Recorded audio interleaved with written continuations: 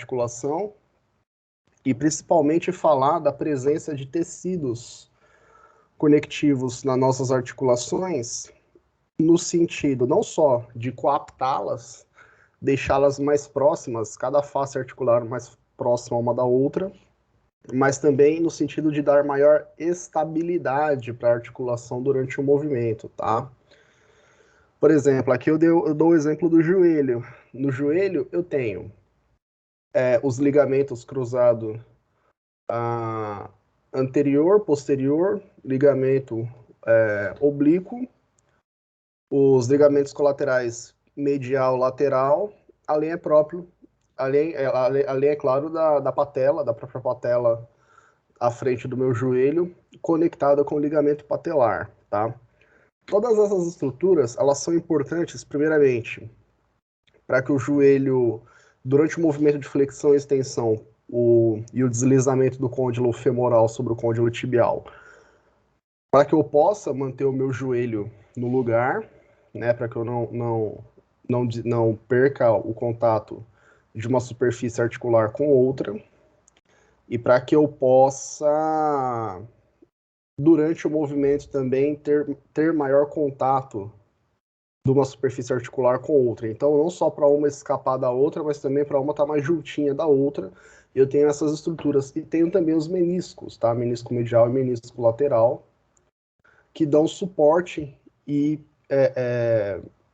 dão melhor suporte, melhor adesão do movimento dos côndilos femorais sobre os côndilos tibiais durante o movimento de flexão e extensão do joelho.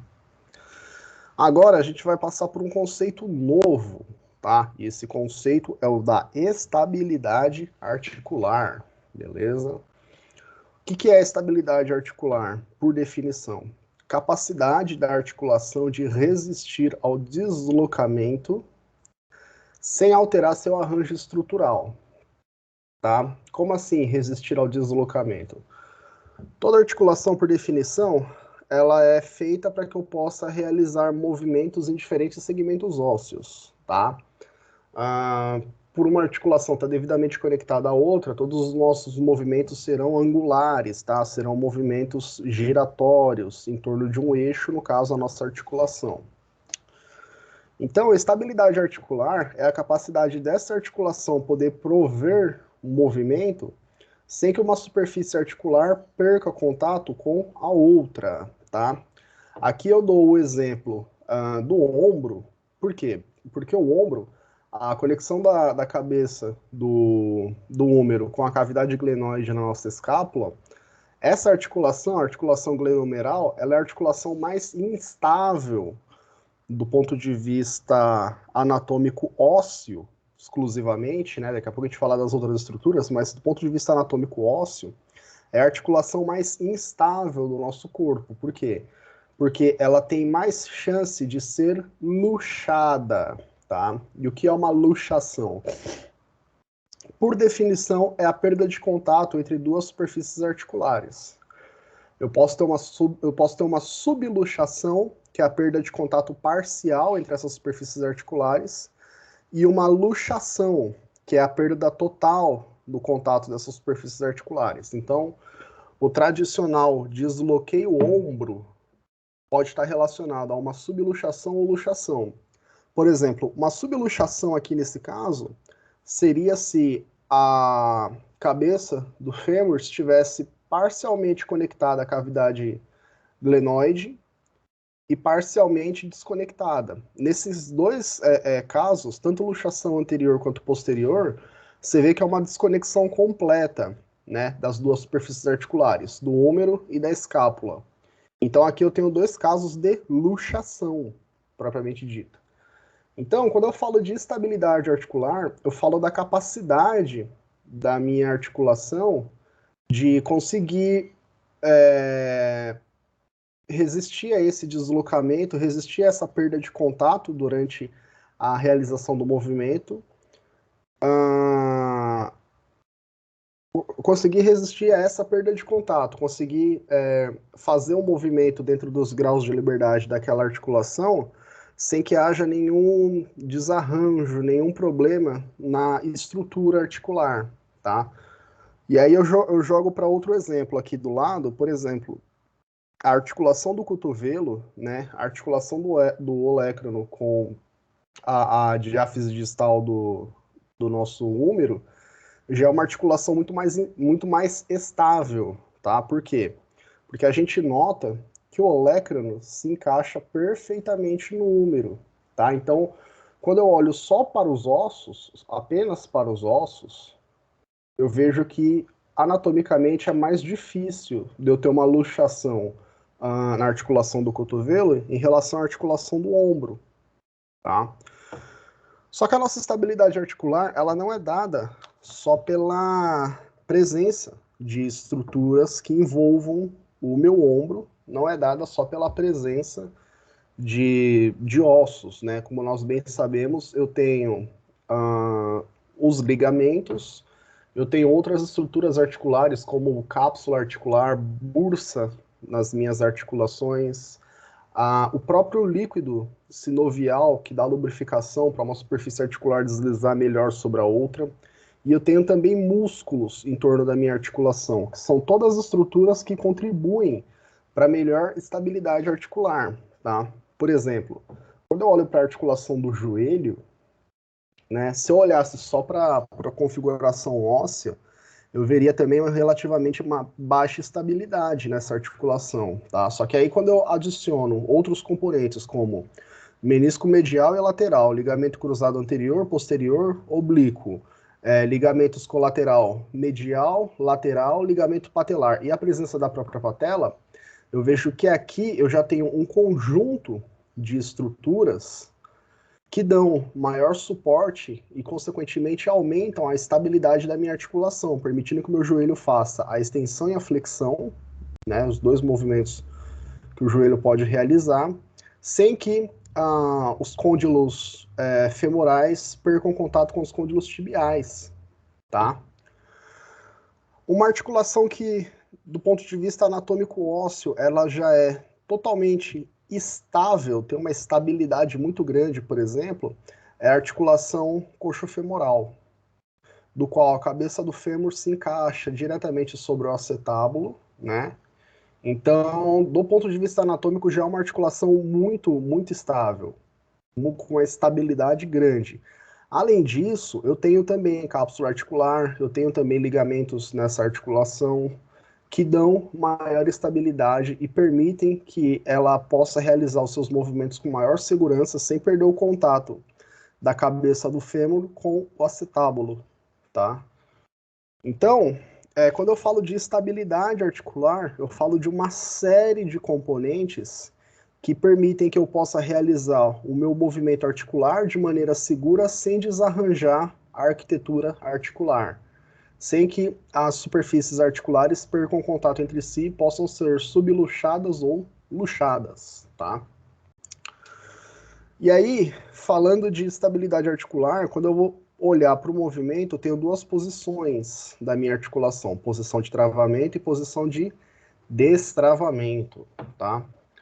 Posição de travamento, eu tenho locais na minha articulação que limitam o meu movimento, que impedem que eu tenha uma amplitude maior no movimento A ou no movimento B, mas é um impedimento anatômico, por exemplo.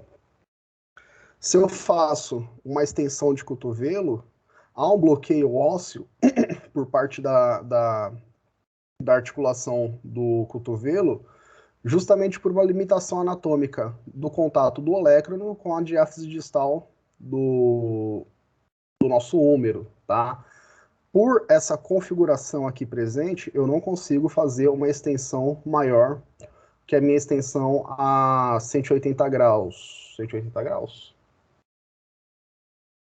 Partindo do movimento de flexão, o ângulo, pelo menos, eu fico um ângulo de 180 graus. Algumas pessoas conseguem até um pouco mais, mas a maioria das pessoas, quando vão fazer a extensão do cotovelo, colocam o ângulo, pelo menos, no ângulo perfeito de 180 graus.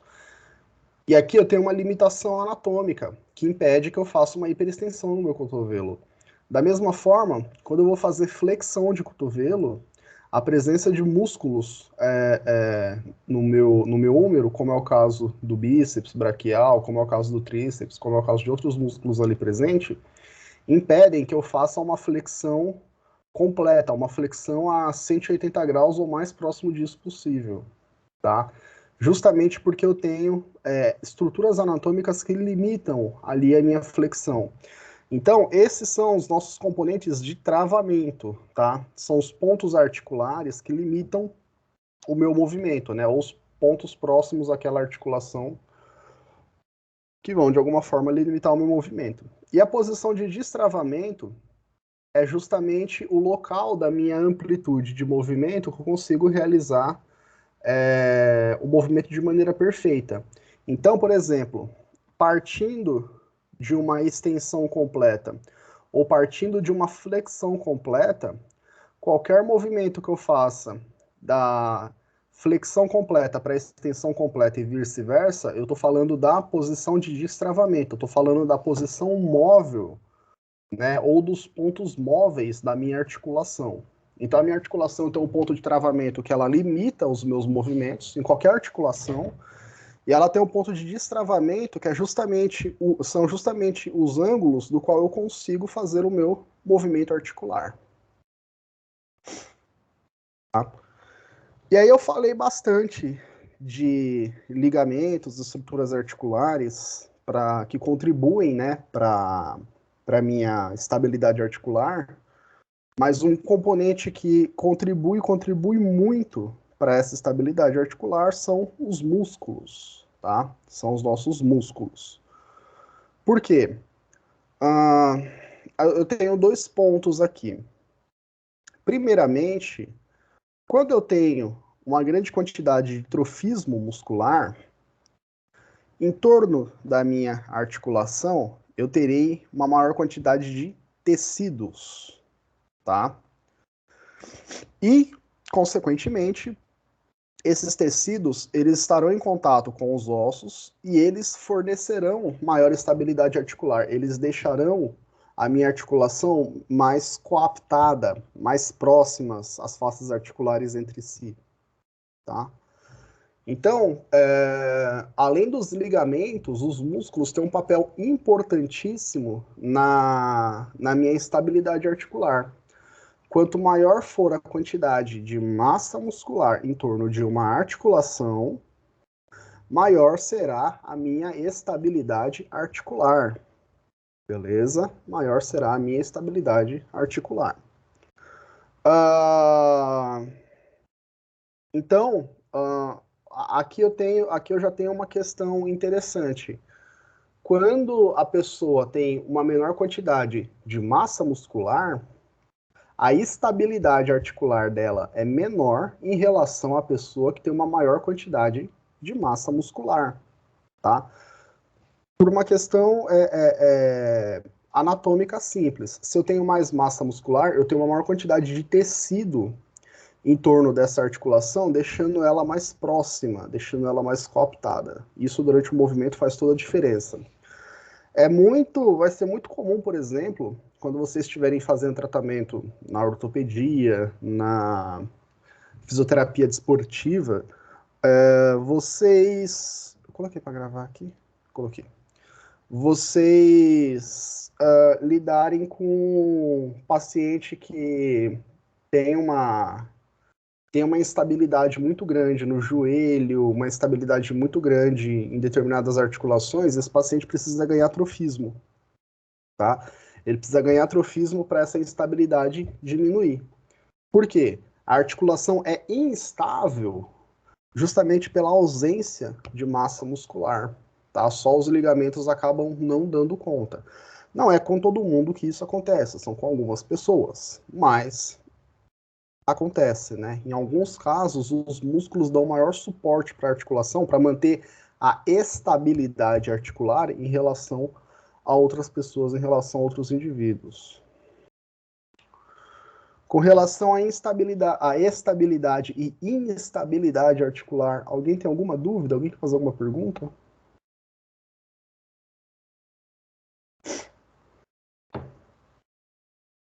Tranquilo, senhor.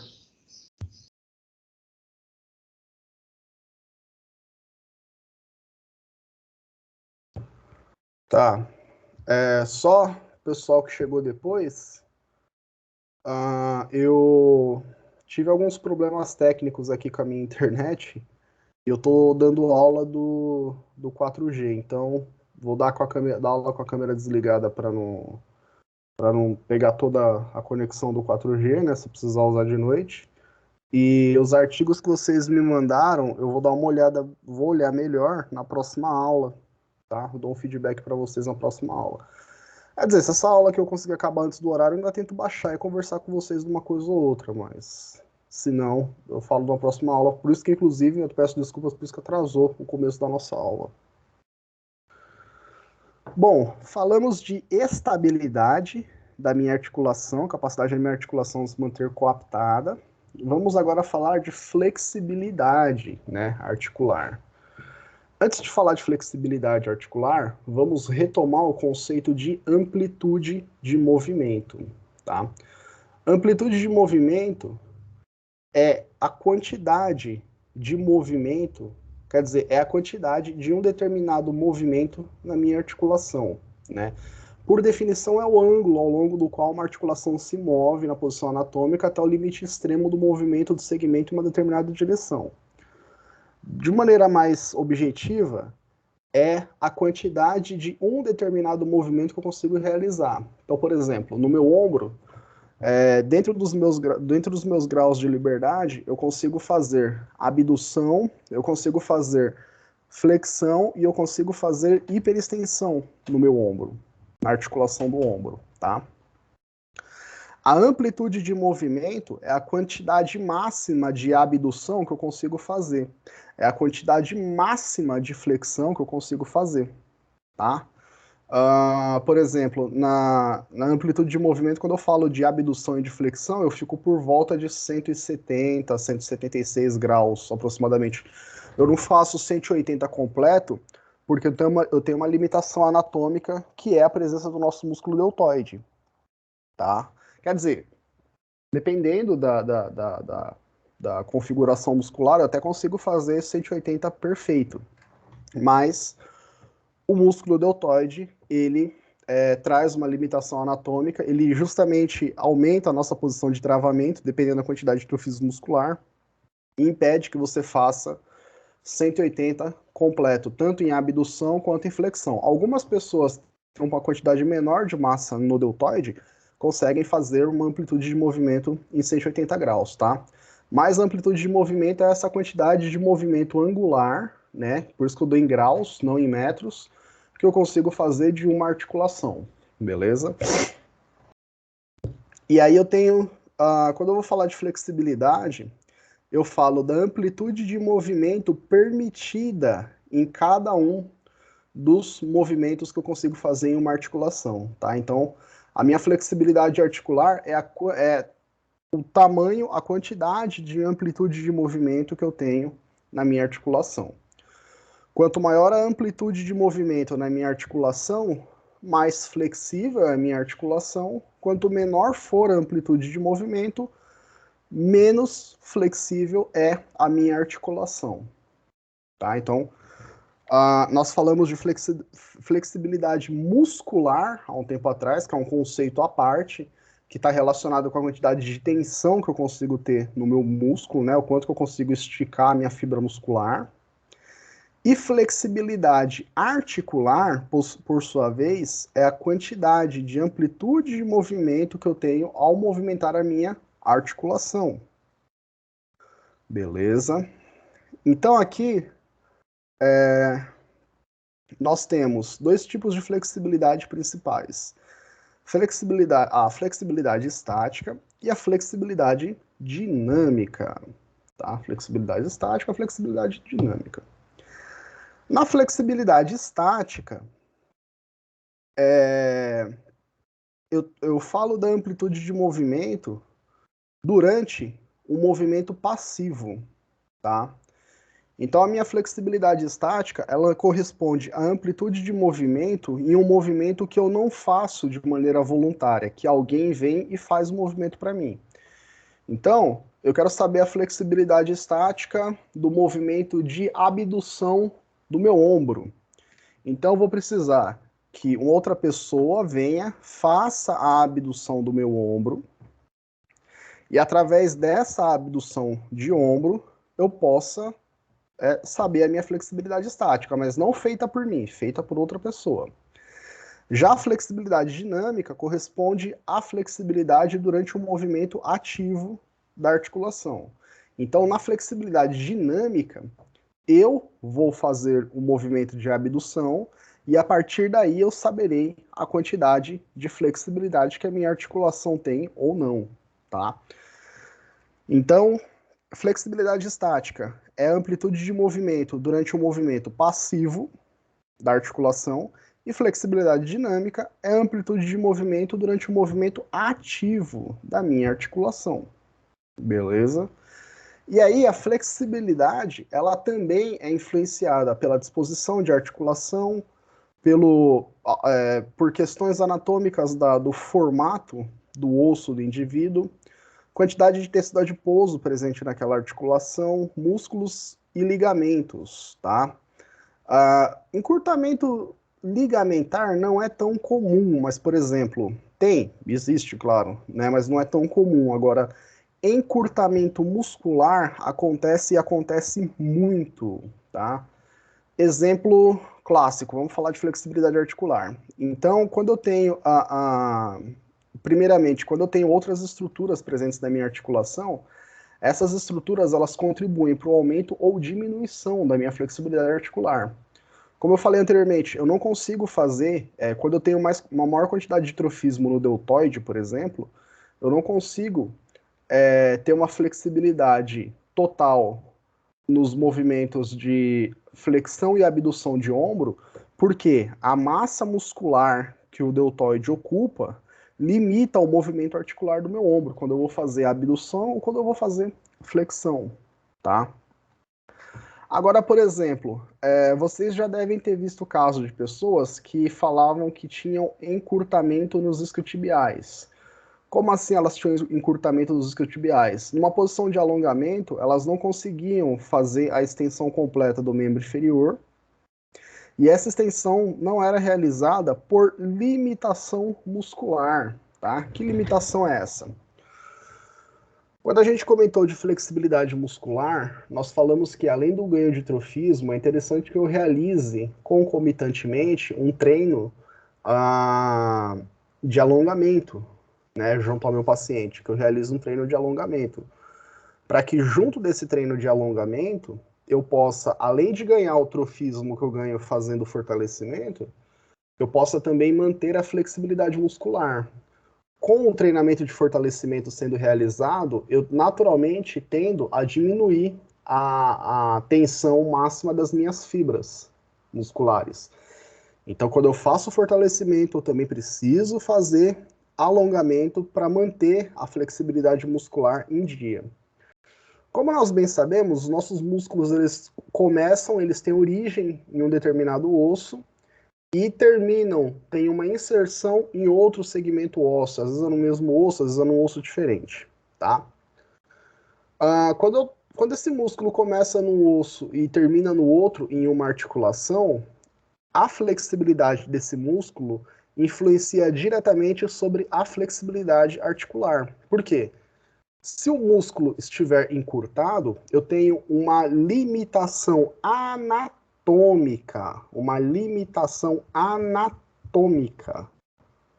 que impede que eu faça o meu movimento articular passivo ou ativo de maneira completa, tá?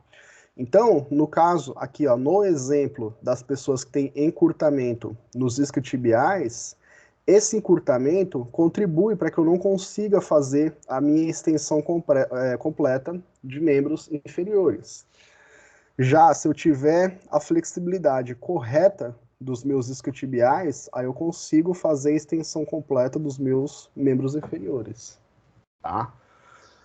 Eu dou esse exemplo dos isquiotibiais porque é o encurtamento, sei lá, mais comum que nós temos na natureza, de um modo geral, tá? Mas outros músculos também podem gerar encurtamento significativo e dificultar o movimento daquela articulação. Por exemplo, Quando eu falei de flexibilidade muscular, eu dei o exemplo do bíceps braquial, dos caras que são maromba, que só treina membro superior, parece um cone, né? O membro inferior fica fininho e o tronco e os membros superiores ficam gigantes.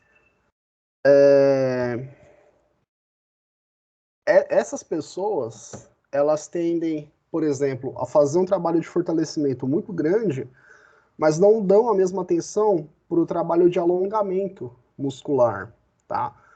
Quando eu tenho microlesões geradas pelo exercício nas fibras musculares, e essas microlesões são regeneradas, a tendência é que a fibra fique um pouco mais curta, tá? Que a fibra se regenere com um comprimento um pouco menor, né? E aí é por isso que eu preciso trabalhar o alongamento, justamente para eu aumentar a flexibilidade muscular. Então é muito comum vocês verem os caras maromba em semiflexão de cotovelo. Semiflexão de cotovelo. E essa semiflexão de cotovelo, ela acontece por ação do bíceps braquial, tá? Pelo aumento de trofismo, mas principalmente pela ausência de trabalho de aumento de flexibilidade nessa articulação. E aí, consequentemente, eu não consigo realizar a extensão completa do meu cotovelo. A minha extensão, ela é limitada. E aí o componente de deslocamento, quer dizer, a posição de travamento da minha articulação do cotovelo, ela passa a acontecer também em função do meu músculo. E aí, claro, se eu tenho mais massa muscular, a articulação ela é mais estável, só que eu perco em flexibilidade articular, tá? Então, como tudo na vida precisa ter um equilíbrio, precisa ter um meio termo, não é nem muito uma coisa, nem muito outra. Aqui eu preciso do meu bíceps devidamente alongado para que eu possa ter a minha flexibilidade articular completa, beleza? E isso vale para todos os outros músculos. Se eu tiver qualquer tipo de encurtamento muscular, ou se eu ganhar trofismo muscular e em função disso eu não tiver uma flexibilidade legal da minha articulação, do meu músculo, a minha articulação também fica prejudicada, a flexibilidade articular também diminui. Beleza? E Ô, aí, professor, nesse caso, o ideal seria fazer o alongamento depois que passa aquela dor do trofismo da academia, ou já para não machucar, ou independente? Maria Clara, eu vou te falar que desde que eu, 1000 anos atrás, estava na graduação, eu já ouvi essa discussão. E recentemente eu fui dar uma olhada em umas revisões sistemáticas para tentar ver o que, que o pessoal achou de novo nesse assunto, e ainda não tem nada novo. O pessoal ainda não consegue bater o martelo. Não consegue bater o martelo porque, assim, toda vez que você tem uma discussão de em que momento é melhor fazer o alongamento, a discussão não é tanto acerca da questão da flexibilidade muscular, mas entra muito também na questão do desempenho, se isso influencia positivamente ou negativamente no desempenho do atleta. Aliás, isso é uma boa pergunta, viu, Maria Clara? Se você quiser guardar essa pergunta para um outro momento, vai ser muito oportuno, viu? No sentido de, assim, os estudos que acontecem, eles observam os atletas fazendo aumento, quer dizer, fazendo trabalho de alongamento antes do treino e depois do treino, tá? E ainda não consegue se bater o martelo se é melhor fazer antes ou depois, porque eu não levo só em consideração a condição muscular, mas eu preciso levar em consideração o quão isso vai influenciar o desempenho do atleta durante o treino ou durante a competição. É sabido e é consenso que precisa haver trabalho de alongamento. Agora, se o alongamento deve ser feito antes ou depois, ainda é uma lacuna grande na literatura. Boa parte dos trabalhos que eu encontrei, eles sugerem que você faça o trabalho de flexibilidade em um momento diferente, em um outro momento diferente do período que você está fazendo exercício. Então, por exemplo, se você, vamos supor, você vai, agora de manhã você vai treinar. Você vai e treina, faz o seu treino, tudo beleza. O interessante é que, sei lá, na hora do almoço ou à tarde, você vá e faça o seu trabalho de alongamento, né? Num momento diferente, né? Você pode, ou então, se você fosse treinar, por exemplo, de noite, que você fizesse esse alongamento à tarde, tá? Mas não fizesse imediatamente antes ou imediatamente depois do treino. Mas é uma questão que está em aberto mesmo pela ciência. O que eu vou saber pôr para você é, há um consenso, não se discute, que é necessária a realização do alongamento para evitar encurtamento, né? Agora, se o alongamento antes ou depois é melhor para a fibra muscular e se isso influencia ou não no treino, não tem consenso nenhum na academia. O pessoal ainda cai de porrada, tem discussões acaloradas porque não tem consenso. Não tem consenso porque boa parte dos estudos não são de tão boa qualidade também, né? É que nem estudo a respeito da eficácia da atividade física para perda de peso. Nós temos um consenso e temos, inclusive, recomendações da American College of Sports Medicine, da JAMA, né, acerca da prática de atividade física para manutenção de uma vida saudável, né? Só que quando, por exemplo, você pega revisões sistemáticas, vai ser comum você, por exemplo, achar revisões que não conseguem tirar uma conclusão definitiva se, por exemplo, a pessoa que faz atividade física, se ela efetivamente vai perder mais ou menos peso em relação a quem não faz atividade nenhuma, em virtude da qualidade dos estudos. Às vezes o estudo não é de boa qualidade, o resultado é muito duvidoso, e aí na hora que eu boto isso na meta-análise, eu não consigo chegar a uma conclusão definitiva, né? Mas sim, tem trabalhos que apontam que, por exemplo, o exercício em relação a nada, o exercício é mais efetivo. Aí, se você compara isso com dieta, dieta é mais efetiva. Exercício e dieta comparado a só dieta, exercício e dieta é mais efetiva, tá? Mas a galera ainda bate um pouco cabeça. Mesmo sendo um consenso, né, da efetividade do exercício, o pessoal ainda bate cabeça pela qualidade dos estudos. E a questão da flexibilidade articular é a mesma coisa, né? Você ainda se discute muito isso porque você não conseguiu rodar estudos de altíssima qualidade para ter um resultado preciso, para poder não ficar dúvida nenhuma. Então, para finalizar, depois de dar toda essa volta na nossa Via Láctea mais um pouco, é consenso que eu preciso fazer alongamento, isso ninguém tem dúvida.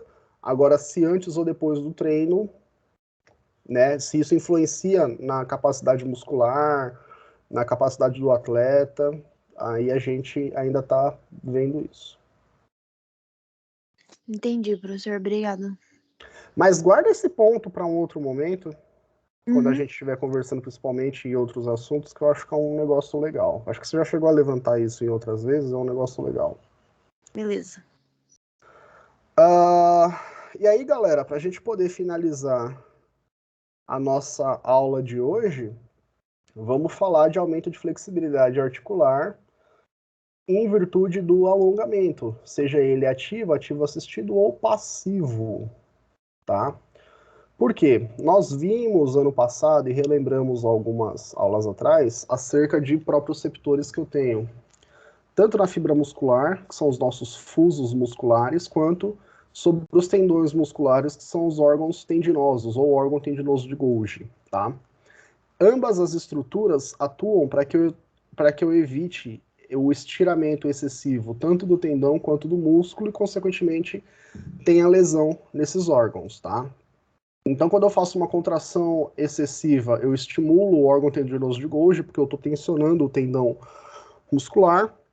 E quando eu faço um alongamento excessivo, eu estimulo os fusos musculares. Eu estou estirando as fibras musculares.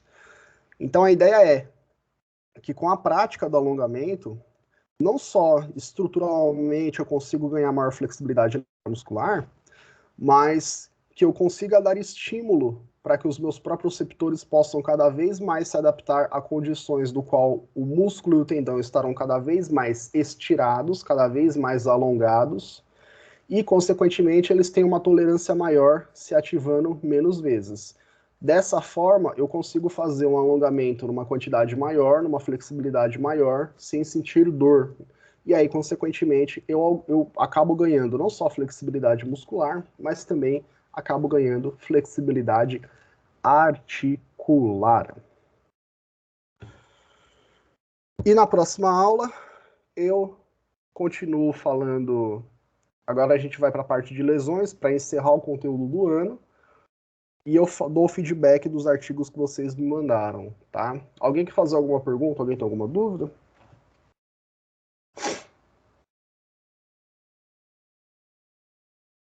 Nope. Então eu desejo um bom final de semana, um bom trabalho que vocês